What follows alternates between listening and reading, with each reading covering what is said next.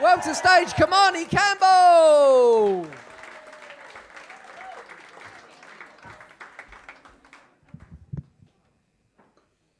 Hello everyone, my name's Kamani Kim.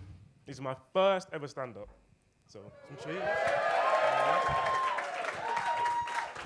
So I've actually brought my girlfriend here.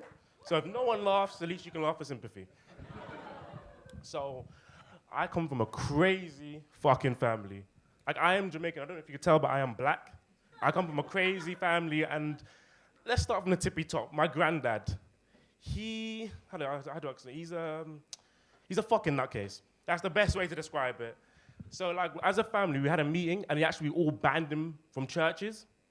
And I'll explain why. It sounds a bit strange, but I'll explain why. So when you go to a church, you're supposed to stay silent. You're supposed to stay quiet. The guy speaking, the priest, he's talking about everything. You don't want an old Jamaican man just screaming, "Bumbleclad, fuck you!" It's very aggressive. So as collectively, we've just decided, keep him at home. But recently, he's an old man, he's in his late 80s, and he's in a wheelchair, so a lot of his friends have passed away, so we've had to actually take him to a funeral recently, which is quite sad. And we had to roll him in there, we'd just been in a nice suit, and there was like me, my granddad, my mother, my father, and my sister. And we had the priest speaking, he's speaking about, this person's laid to rest, it's unfortunate. And I just get a little nudge from my granddad. So I look at my mother, I look at him, and he says 4 words you never really want to hear from an old man over 70. We want to go toilet. Now, it's the start of the service. The guys just start speaking, so me and mom tell him, no. So the guy keeps speaking. The priest continues on with the service. He doesn't really hear. So I get a little nudge again. So I look at my mum. I look at my granddad. They want to go toilet. No. Every time I go, no, just relax. So the priest carries on. I get another nudge. Now this time, I knew what to expect. Or did I? I turned to look at my mum. I turned to look at my granddad. And what he had done is he's taken out his willy and put it in the Evian bottle to piss in the middle of a funeral. Now, what made it even worse, I promise you, what made it even worse is my sister's disabled, and she finds everything my granddad does funny. This is the wrong time to laugh at a funeral. So not only is my granddad pissing in the bottle of his willy out, I've got my sister laughing. We don't look good. And if there are 2 things you don't want to do at a funeral, is laugh and put your willy out. Like, this is not a Catholic church. You shouldn't be doing this. But my granddad is fucking mental. Like, he sounds like, Shaggy from It Wasn't Me? It Wasn't Me. He sounds like that with a plate full of food in his mouth. So all you can really understand is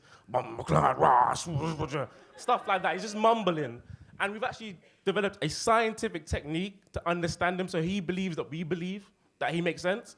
And it's called the smile and laugh. And I don't know if a lot of you know the smile and laugh, but it goes like this. If in case any of you don't understand what someone's saying, you just do this.